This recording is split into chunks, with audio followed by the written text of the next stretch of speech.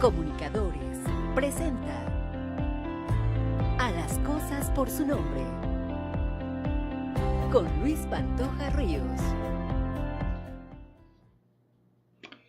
¿Qué tal? ¿Cómo están? Buenas noches. Hoy es martes 9 de octubre. Muy gentiles por acompañarnos en este espacio para compartir, por enlazarse y por estar pendientes del trabajo que realizaremos el día de hoy. Bueno, pues es un día ciertamente histórico, el 9 de octubre. A lo mejor para algunos no queda mucho en la memoria, pero quizá para mucha otra gente sí. En un día como hoy nació John Lennon. Este hombre que a los 40 años de edad fue asesinado precisamente en diciembre, si no mal recuerdo, creo que un 8 de diciembre, en que fue asesinado John Lennon, pero él nació un 9 de octubre. Estamos hablando de gente que, obvio, generó cambios y muy importantes en la juventud de finales de los 50 y sobre todo durante todos los años 60.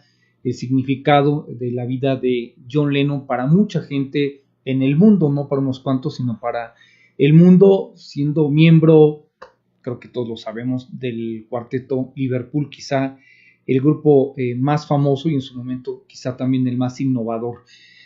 Pero también innovador en aquel entonces, por supuesto, en estilo, en personalidad y en muchas otras cosas.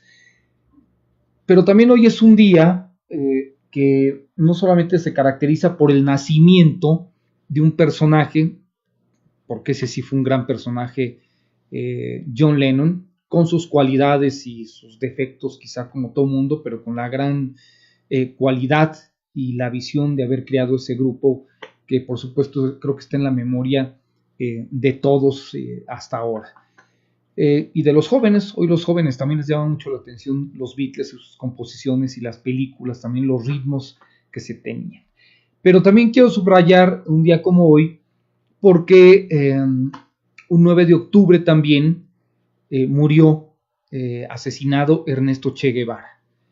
Un hombre de una trayectoria, él sí me parece que es uno de esos humanistas muy subrayados, del que podríamos platicar una buena cantidad de este espacio, pero quise solamente señalarlo porque, bueno, murió de una manera en la que no sé si él en su momento lo pudo haber pensado que fuera así.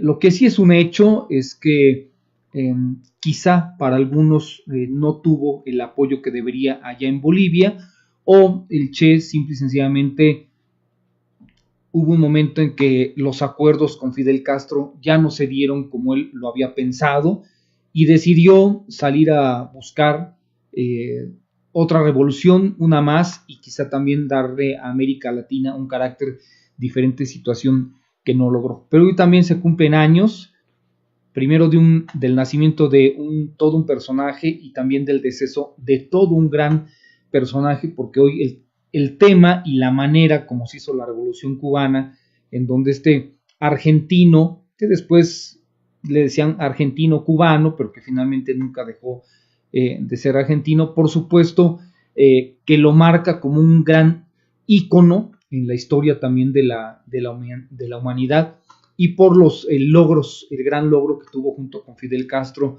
de liberar de un yugo tremendo con el que vivían los cubanos en aquel entonces, a finales de los 50, revoluciones que hoy de esa manera sí me parece que son casi, por no decir que imposibles de volverse a lograr de esa manera, por cómo vivimos hoy y por cómo la tecnología también se ha dado. Bueno, por otra parte, y previendo lo que iba a suceder, y se lo habíamos dicho a José Clemente May, quien es el secretario del colectivo Cananzonot, allá en Omún, en Mérida, Yucatán, respecto de la suspensión de la granja porcícola. Suponíamos que iba a seguir funcionando. Bueno, pues no solamente sigue funcionando, sino que además el propio gobernador del estado de Yucatán, Mauricio Vila Dosal, se ha declarado parcialmente en favor de la granja porcícola.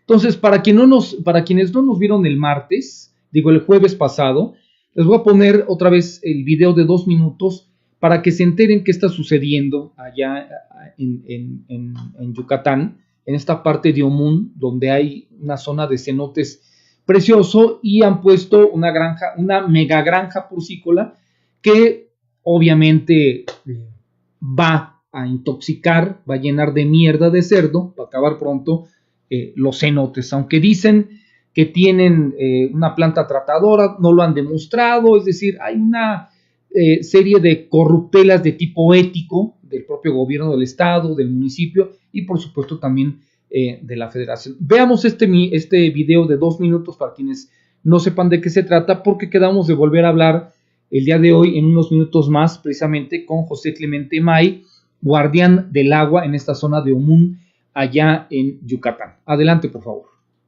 ¿Quieres entender por qué el agua en Yucatán está en riesgo? Te lo explicamos en 2 minutos. La reserva Anillo de los Cenotes es de las más grandes e importantes de todo México. De ella se extrae el 42% del agua que se consume en Yucatán y el 19% de toda la península. En conjunto, los 4 acuíferos de la península de Yucatán albergan el 32% de la recarga media de todo el país. Estudios del UNAM han demostrado que el suelo es muy permeable, por lo que cualquier contaminante en la zona pasa casi directamente del suelo a los cenotes. El gobernador Rolando Zapata firmó en 2013 un decreto para proteger esta zona y evitar su contaminación. Sin embargo, en 2016 se aprobó la construcción de una megagranja porcícola que albergaría 49,000 cerdos al año, pese a que no hay un plan de manejo de la reserva ni regulación de uso de suelo. Dicha granja pertenece a Papo, una de las empresas de los dueños de Grupo CIPSE, que agrupa a los medios de comunicación más importantes de Yucatán, incluyendo la televisión. El doctor Eduardo Bayori, abanderado de Seduma, aprobó la manifestación de impacto ambiental, pese a contener múltiples irregularidades y haber sido presentada y elaborada por una dentista.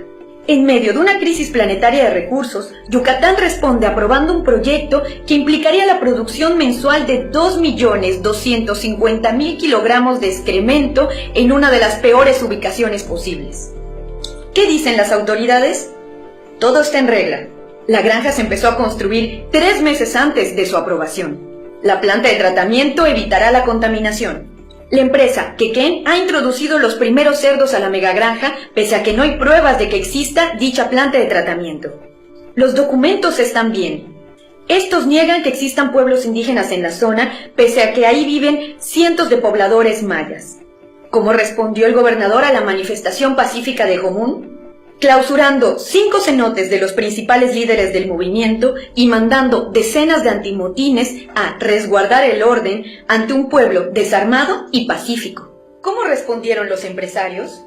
Quequén ha guardado silencio, y en ninguna página o medio de Grupo CIPSE se menciona una noticia que ha llegado incluso a la comunidad internacional. ¿Cómo responderemos nosotros? Los que no podemos bañarnos con agua embotellada, los que dependemos del turismo, los que tenemos niños y niñas y padres que pudieran enfermar a causa de este ecocidio, le demandamos al gobierno y a los empresarios el cierre de esta megagranja. La crisis del agua ya afecta estados como Nuevo León, Baja California, Ciudad de México y muchos más. No dejemos que esto le pase al único lugar del mundo donde existen cenotes, Yucatán. Agua sí, cerdos no. Bueno, pues hemos repetido esto en el afán de que quienes no estuvieron con nosotros el pasado jueves pudiesen precisamente informarse, tomar conciencia de este problema, como muchos otros problemas que tiene el país, y también de lo que para la irresponsabilidad del gobierno federal se suma otro tema. Debo decirle además que el día de hoy precisamente, el propio gobernador de Yucatán se reunió con el presidente electo, Andrés Manuel López Obrador, en la Ciudad de México. Lo publica el diario de Yucatán el día de hoy, para un programa que tiene que ver con el bienestar de la gente, precisamente de todo el estado de Yucatán. Increíblemente, las cosas son así.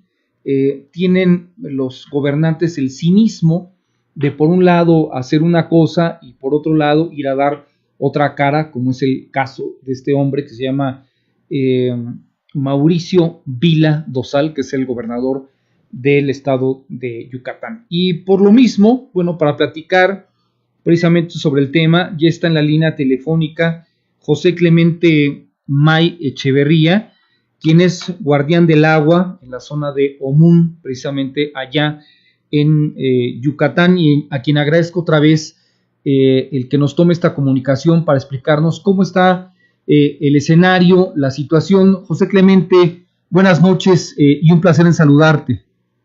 Igualmente, Luis, buenas noches, gusto en saludar a todos los auditores.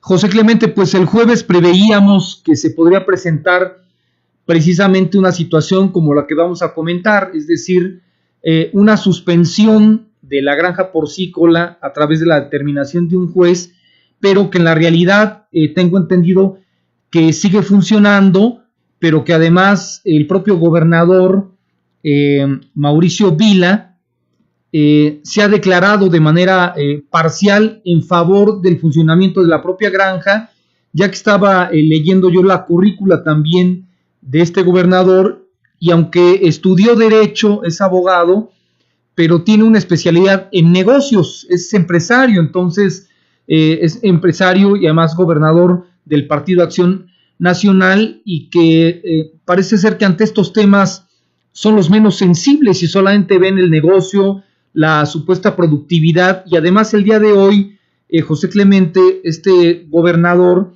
Vila se reunió con el presidente electo para platicar del bienestar de Yucatán. José Clemente, ¿qué nos dices a todo este escenario que te planteo? Mira, pues muchas gracias por escucharme. Desde Yucatán un saludo para todos. Gracias. Desde Común estamos teniendo una asamblea con los compañeros, precisamente para informarles de lo que está pasando. Nosotros tenemos reuniones regularmente con los compañeros muy bien. Les informa hoy a todos que la notificación le llega al gobernador, donde la juez le dice que debe tomar cargo del asunto en relación. O sea, le están notificando que hay una suspensión provisional de la granja. Él contesta de una forma parcial, como tú dices, efectivamente. No solo dice que no está al tanto del problema, sino que dice que se suspenda esa suspensión provisional. O sea, es algo que la verdad la comunidad yucateca está muy preocupada, está muy indignada, porque nosotros sabemos que tenemos el respaldo del pueblo yucatán y de muchos de ustedes, y también de la comunidad internacional. Cuando nosotros nos informan de los abogados, se emite un boletín que le pasa a todos los medios de comunicación y llega a través de redes sociales, llega a todos los medios de comunicación, y el gobernador declara que no es cierto. O sea, él dice que no es cierto, lo saca en otros medios, pero nosotros publicamos donde está su firma, donde está su contestación. O sea, no es posible que él diga una cosa y en su firma esté diciendo. Lo que él está haciendo es confundir a la comunidad, a la sociedad yucateca. Es el famoso dicho, divide y vencerás, porque la gente tiene una opinión muy buena del gobernador, apenas temprano, y mucha gente le cree. Pero ahorita ya está manejando un doble discurso. Firma una cosa a favor del empresario y por medio de la prensa y por medio de los medios informa otra cosa. Tenemos las pruebas que le hemos enviado de lo que él contesta, de su contestación. Es lamentable que...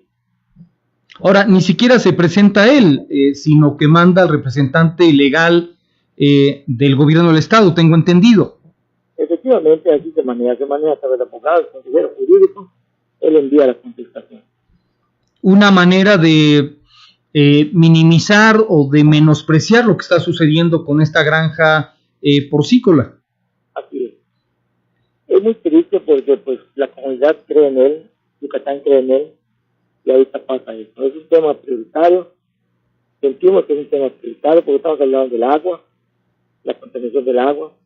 No es nada, no es un problema menor, es un problema muy grande.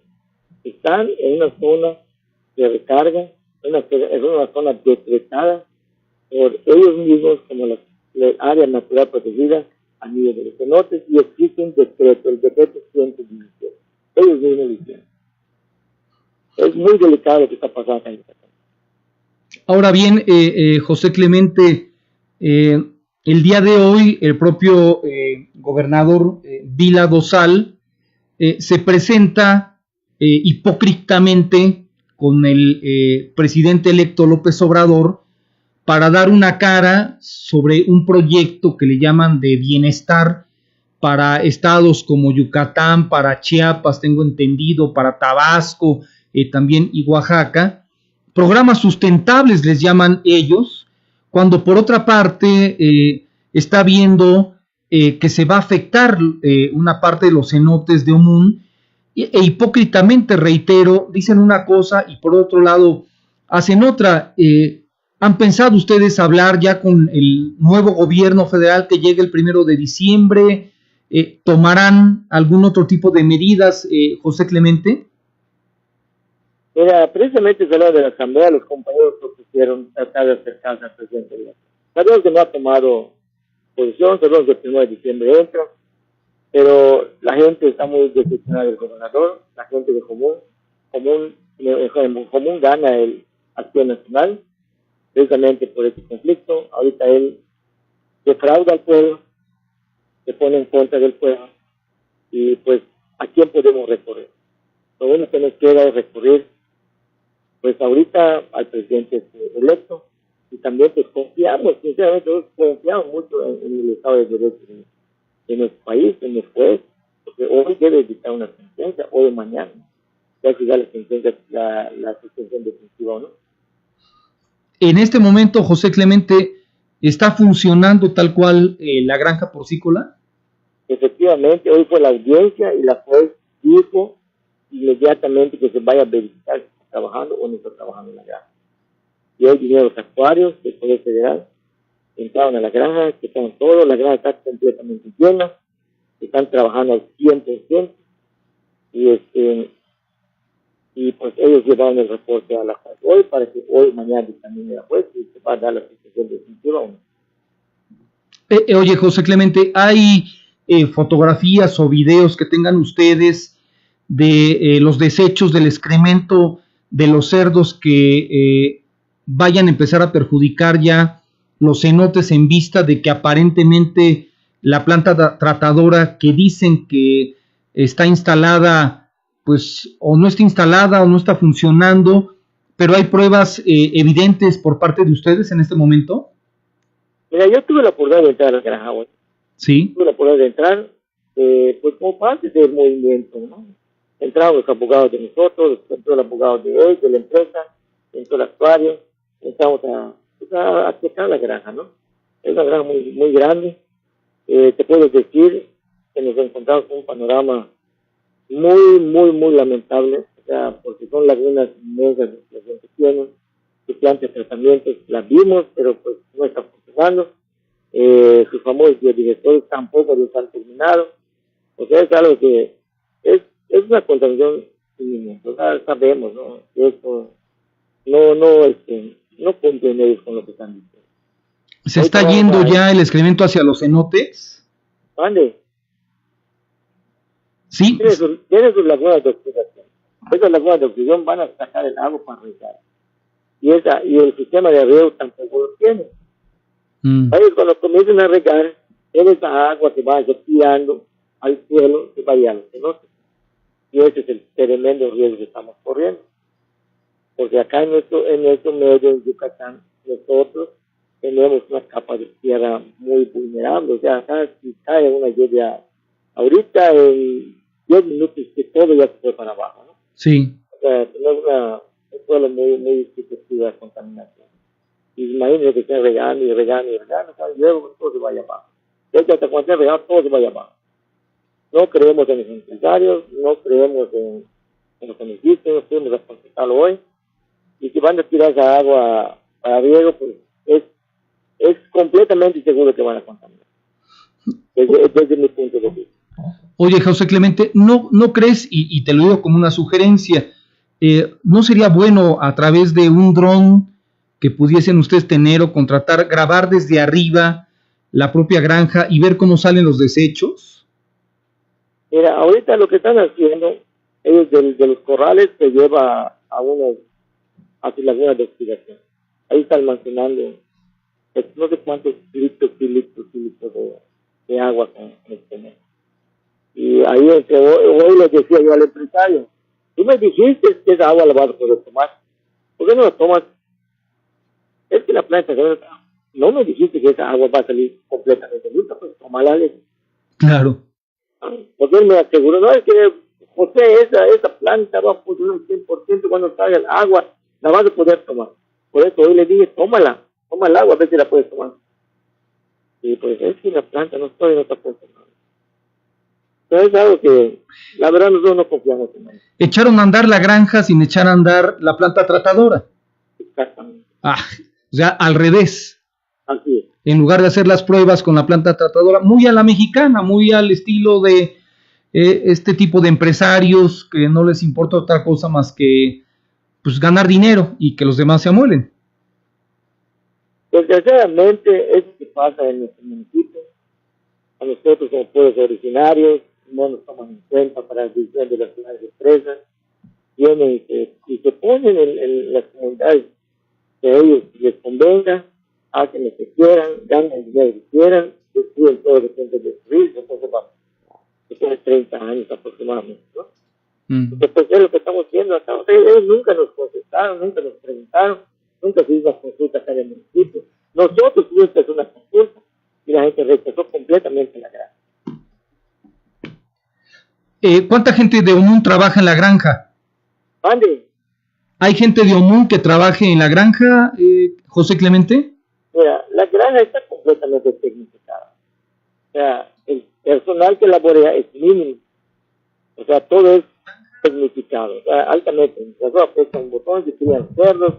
O sea, la gente que está allá, que son pocas personas, que tampoco son todas de común, que tampoco son muchas, no puedo pasar cuántas son exactamente.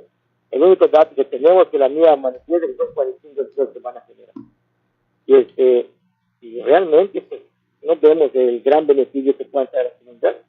No vemos ningún beneficio, no vemos ningún desarrollo, y vemos completamente, y lo vemos, la contaminación que va a venir. Bueno, pues José Clemente, creo que no va a quedar otra más que esperar que haya una determinación tajante, en todo caso, del gobierno federal, no sé si del actual o del que llegue y que realmente le interese el tema, pero sí creo que es importante que se exhiba mucho más este problema que se está dando allá en Omún. El Facebook o Face Live da la oportunidad de que este tipo de temas no solamente se conozcan para México, sino para el mundo, de una de las incongruencias más que se dan por parte de empresarios, en donde, como vemos, pues hay una vinculación para hacer negocios, pero no para lo que está diciendo el gobernador Vila, de que está muy preocupado por proyectos sustentables que saquen adelante a la población del estado de Yucatán, y de manera muy especial en Omún, porque es, reitero, verdaderamente contradictoria la actitud que tiene este gobernador. Así es, lamentablemente así es. Es un discurso político. Acá en Omún el gobernador le comprometió a que iba a ayudar al turismo, que iba a apoyar, lo que hacen entre todos los políticos, ¿no? Se dicen que sí te van a ayudar. Ahorita vemos la contestación que hace por escrito, no estamos inventando nada, hace por escrito, y vemos lo que puso el gobernador. O sea, es algo que en la campaña te dicen una cosa y después cuando ganan hacen otras cosas. Por eso la comunidad de Omún está molesta, la comunidad yucateca pues ya se está enterando de lo que está pasando, no sabemos qué vaya a pasar. Entonces esperamos que el juez dictamine a favor de la suspensión definitiva, esperamos que así sea, y pues, todos podemos confiar en el Poder Judicial ahorita. Oye, José, como guardián del agua y estando de alguna manera al frente de este problema, José Clemente, ¿tú corres algún riesgo? Porque luego los líderes sociales en el país luego los invitan a desaparecer amablemente. Yo le he dicho a mi familia, ¿no? Le he dicho a mi familia que pues yo soy una de las personas que pues están más en riesgo. Les he hecho conciencia de que algo me llega a pasar, pues el movimiento debe continuar, porque está en juego la salud de la población. Ya. Siempre se lo manifestan en familia. Mi familia está muy preocupada. Ya les digo, vale la pena. Es algo por la comunidad, es algo por los niños de común, porque pues la salud es primero. Desde el dinero lo anteponen ellos, pero ¿qué pasa si no tienen salud? Ya. De salud con dinero pues ya no sirve para nada. Y ellos no están tomando en cuenta eso. Ellos nos ven como unos indios, un pueblo de indígenas. Damos gracias a Dios que somos indígenas, que somos un pueblo maya, nos sentimos orgullosos de nuestras raíces, y aunque ellos nos vean de otra forma, nosotros estamos muy contentos de ser mayas, y estamos en la lucha, no tenemos miedo, seguimos y vamos a continuar hasta que tengamos que llegar. Ya. José Clemente, pues agradecerte la amabilidad de este tiempo y bueno, tú me dirás conforme se vaya desarrollando el tema, cuando quieras volver a entrar con nosotros para explicar lo que esté sucediendo. De entrada, pues habría que reiterar entonces de que el gobernador de Yucatán, Mauricio Vila Dosal, se declara de manera parcial en favor de la granja porcícola, que está funcionando, que no tiene la planta tratadora como debería de ser, y que habrá que esperar que algún gobierno, pues a lo mejor habrá que solicitar apoyo en el extranjero, porque a nivel local, José Clemente, lo veo muy difícil.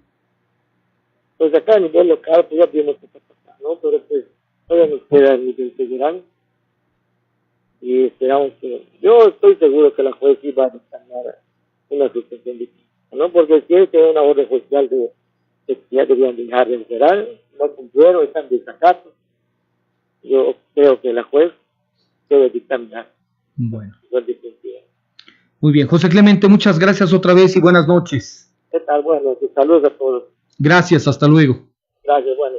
Buenas noches, es José Clemente May Echeverría, como le dije a usted, guardián del agua en la zona de Omún, allá en Yucatán, pues con una tropelía más de las incongruencias, diría yo, clásicas que dejan enseñanza desde hace muchos años de otros que han actuado de esa manera, desde presidentes de la República o gobernadores o alcaldes, los que usted quiera, y que finalmente estos temas para ellos, como lo dice José Clemente, les son de alguna manera como insignificantes, pues dicen, pues unos cenotes, pues, ¿qué?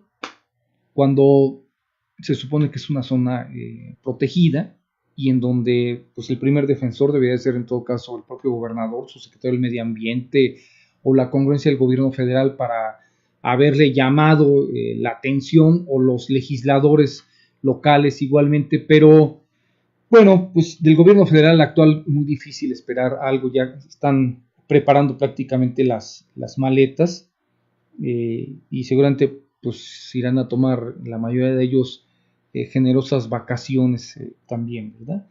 Gracias a Raúl Ortiz Escalona que está con nosotros, igual a Héctor Gil, muchas gracias, Alejo Julio León González, muchas gracias, Lu Delgado, muchas gracias, Tommy Rosales dice, no piensan, solo quieren aumentar su cuenta en el banco.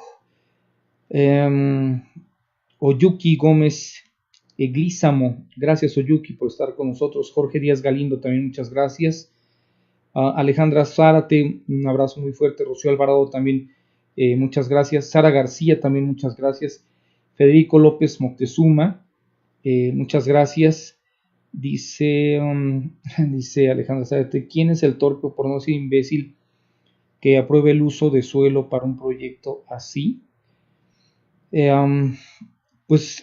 Están vinculados, según el video Alejandra Zárate, gente que tiene que ver con los medios de comunicación allá en el estado de Yucatán, la empresa CIPSE, que se dedica precisamente a eso, a los medios de comunicación, que tengo entendido tiene sociedad con otra empresa que se llama Papo, y creo que alcancé a escuchar también en el video que el estudio de impacto ambiental fue hecho por una odontóloga, una dentista, creo, por parte de Seduma también. Víctor Hugo Gil Torres también, saludos, dice excelente noche, gracias también Víctor Hugo Gil. Y bueno, pues es un tema del cual estaremos pendientes para seguir comentándolo y ver si las cosas en este país cambian de manera, en algunos aspectos diría yo de manera radical, que sería radical desde un punto de vista muy personal.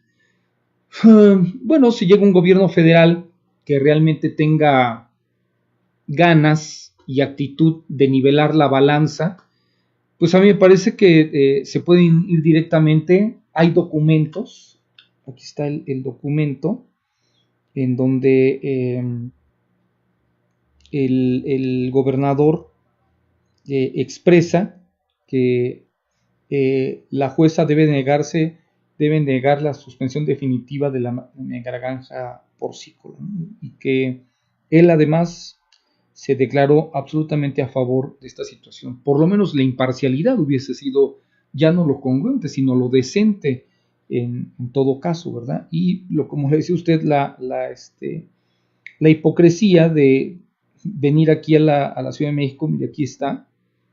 Le voy a mostrar las imágenes. Abrí el Diario de Yucatán. Dice: se reúne Mauricio Vila en la capital con López Obrador en un ambiente de diálogo y mutuo acuerdo para generar mejores condiciones para Yucatán. El gobernador Mauricio Vila Dosal sostuvo un encuentro ayer con el presidente electo Andrés Manuel López Obrador, quien realizó la presentación del programa Sembrando. Se llama el programa Sembrando Vida. Creo que se reunieron ayer, no importa si fue ayer o hoy, finalmente se reunieron. Y el programa se llama, así dice, mire. Para acá, ¿verdad? Aquí dice, a ver si se alcanza a ver. Sembrando Vida. Para acá, ahí va, mira, ahí está. Sembrando Vida. Y luego aquí está la foto del gobernador Déjenme mostrarle con quién va a ser la secretaria de gobernación de este país. Creo que no bajó ya la foto. Pero dice: Vila Dosal y López Obrador coincidieron en que es necesario trabajar de manera conjunta, austera e incansable para lograr mayores beneficios para todos los ciudadanos, y acordaron abordar los puntos concernientes a estos objetivos este viernes durante la visita del presidente electo a territorio yucateco. Caray, va a ir, ¿qué pasó mañana? Hoy es martes, no, este viernes va a ir para allá López Obrador. No, pues habría que decirle a José Clemente Mike que inviten a López Obrador a romper con estas agendas a veces de la inercia, en donde pues, los gobernadores solamente quieren mostrar lo que para ellos los hace lucir. Y lo que me llama la atención es que se llama Sembrando Vida, será una palanca para la economía del Estado. Se trabajará de manera conjunta con el gobierno entrante para que este programa se pueda aterrizar en nuestro estado, y que su ejecución complementará el proyecto de un Yucatán sustentable. Bueno, en la parte de Omún puede ser sustentable en mierda de cerdo hacia los cenotes, lo cual es lamentable que se tenga este tipo de actitudes. Y bueno, por otra parte, también quería platicarle el día de hoy de un tema que me llamó muchísimo, pero muchísimo la atención, y compartirlo porque no solamente es un tema del Estado de México, sino es un tema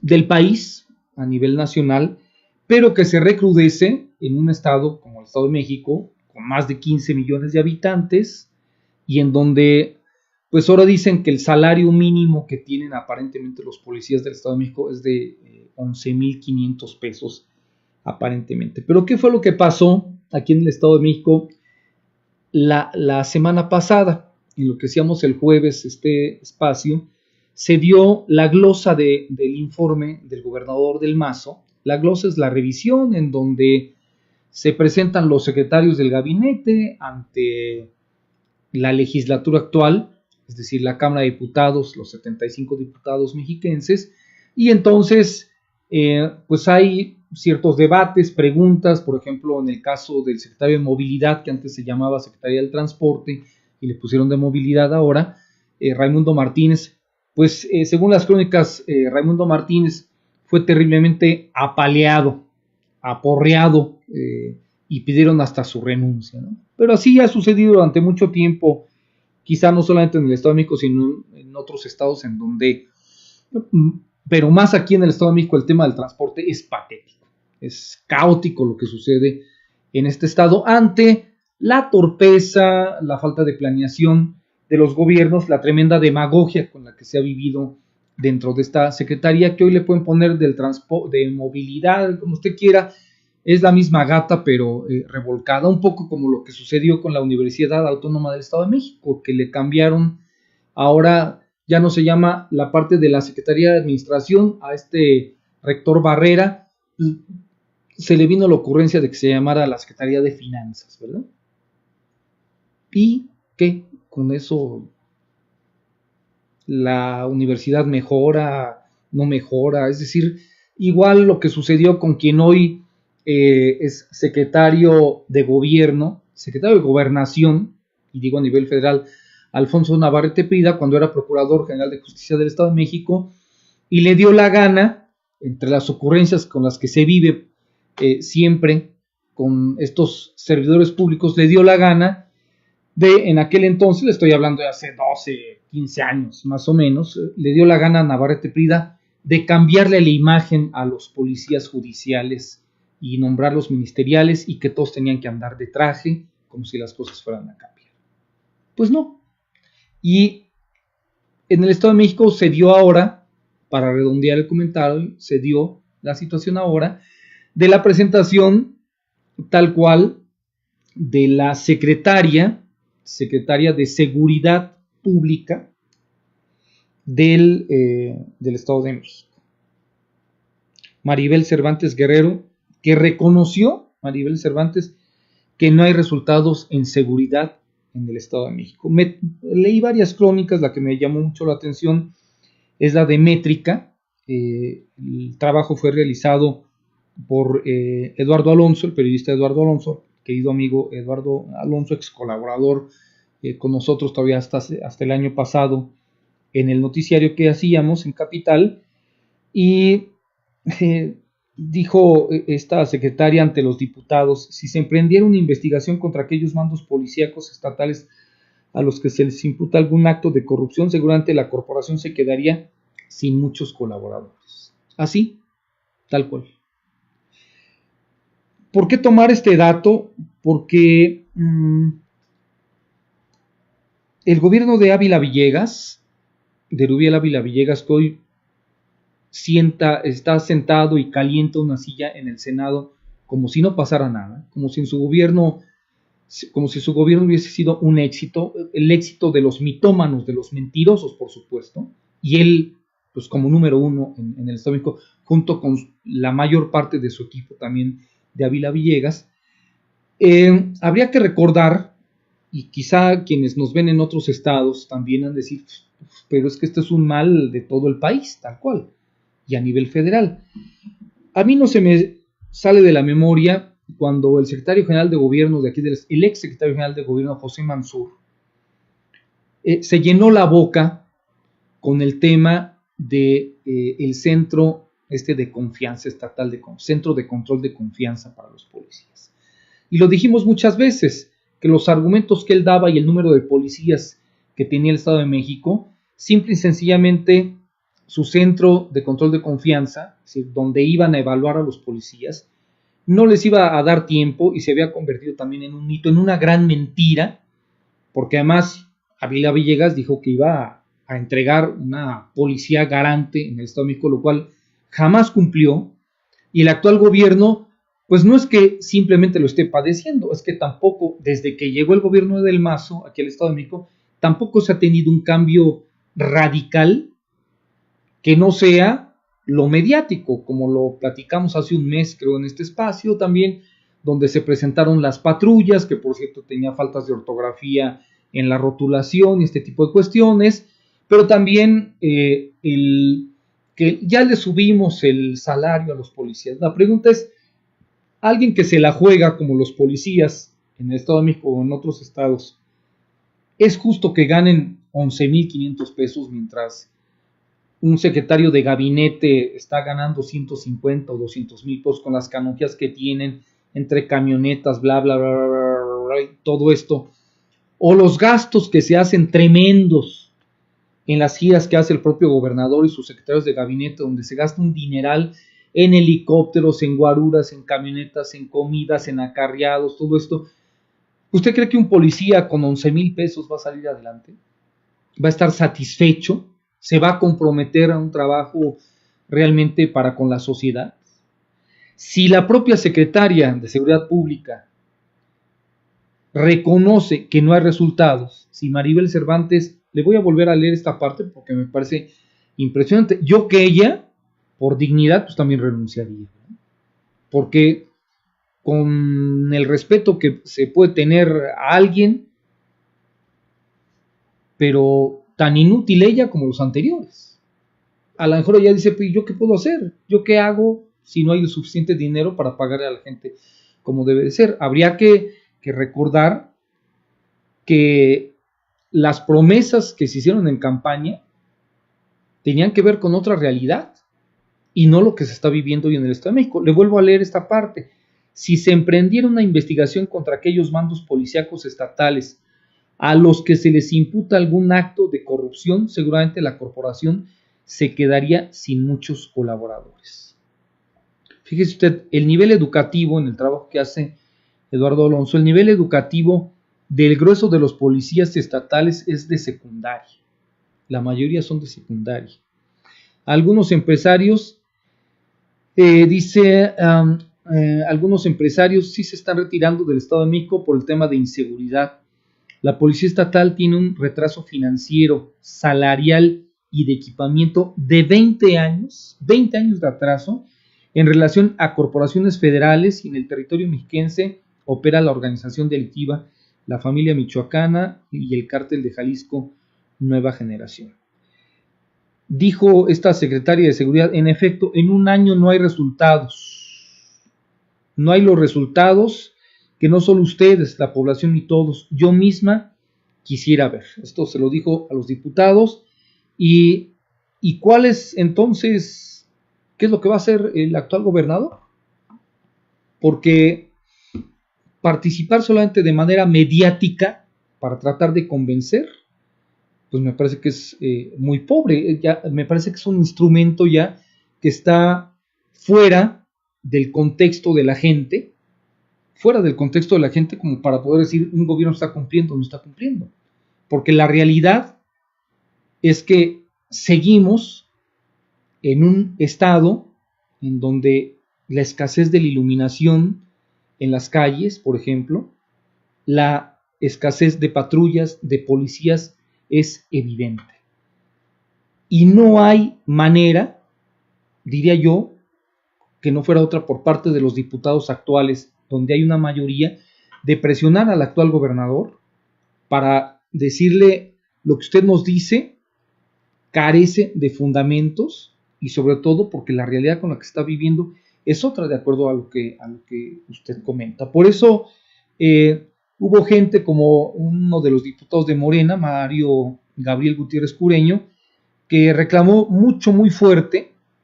Recuerdo que también hubo una especie de decálogo, creo que es decálogo del transporte, para el transporte, un decálogo de seguridad por parte de Ávila Villegas, a quienes se tendría que llamar a cuentas.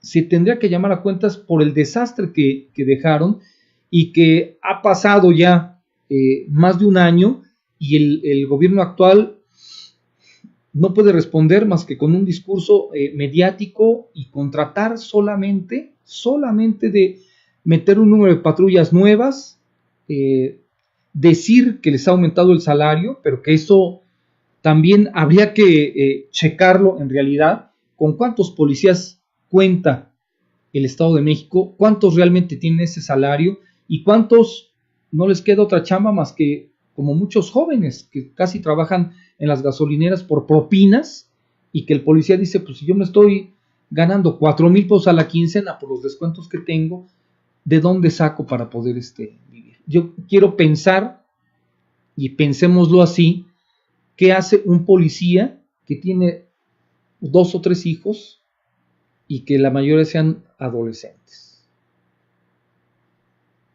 en una casa donde ¿cuánto tiene que pagar un policía de renta? Me supongo una casa de interés social que no sea suya, ¿cuánto paga un policía? 3,000 pesos, 4,000 pesos mensuales.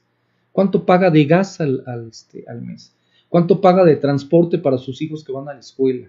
¿Cuántos policías en el país o en el estado tienen su propio auto para poderse trasladar a la unidad a donde laboran?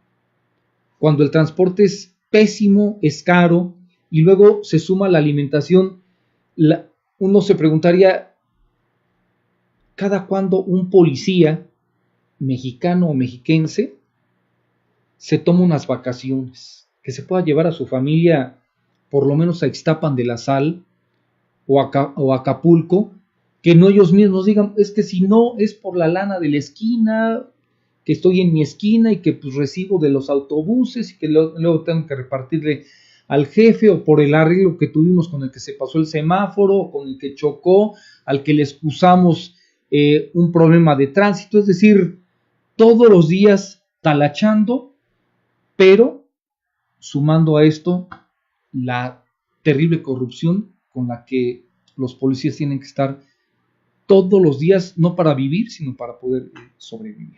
Y ante un hecho y un reconocimiento como el que hace Maribel Cervantes Guerrero, la reingeniería, ¿de qué y cómo? ¿De qué y cómo? Dicen que si el mando único o no mando único ha sido un jaloneo que tiene años, ese tipo de situaciones. Si hubiese una policía nacional en el país donde dijéramos, pues no funciona la policía estatal o la municipal, pero existe una policía nacional que está perfectamente bien pagada y que además está protegiendo, pues entonces van saliendo las policías estatales y las municipales, pero ni eso tenemos tampoco. Leí que creo que esta semana se iban a declarar en paro 3,500 policías federales por falta de pago también. Increíblemente que suceda en este momento, en este país, este tipo de cuestiones ante los niveles de inseguridad con los que estamos viviendo. Pues creo que por el día de hoy no hay mucho más que comentar. Temas como el de Omún, que es penoso, y reitero, lamentable que en estos tiempos, en estos días, todavía se sigan dando, pero con los cuales, pues tristemente, tenemos que seguir viviendo. Solamente quiero checar para agradecer finalmente a quienes amablemente han estado hoy con nosotros y que se han sumado a esta transmisión, y pedirles que compartan. Por ahí está el correo electrónico luispantojarrillos@yahoo.com.mx para cualquier sugerencia, para cualquier comunicación, para algunos temas. Íbamos a buscar el día de hoy también a Santiago Pérez Alvarado, porque nos llegó un video que me quisiera quizá guardar para el próximo jueves, un video del problema que hay en tierras del municipio de Coyoacán, muy cerca de aquí también de Calimaya, a unos 15 kilómetros de la Marquesa, unos 35 kilómetros más o menos de la Ciudad de México, 35-40 kilómetros de la Ciudad de México. Una bronca que se armó tremenda entre pobladores de una zona de Coyoacán con los trabajadores del tren, pero una golpiza tremenda que se dieron. Creo que ya se ha subido a las redes, y a ver si Santiago Pérez Alvarado nos tiene una versión de lo acontecido y las consecuencias también de lo mismo. Pues como cada martes y jueves, decirles que nos vemos y nos escuchamos a las 9 de la noche, y también que no se nos olvide que hay que tomar y llamar a las cosas por su nombre. Buenas noches.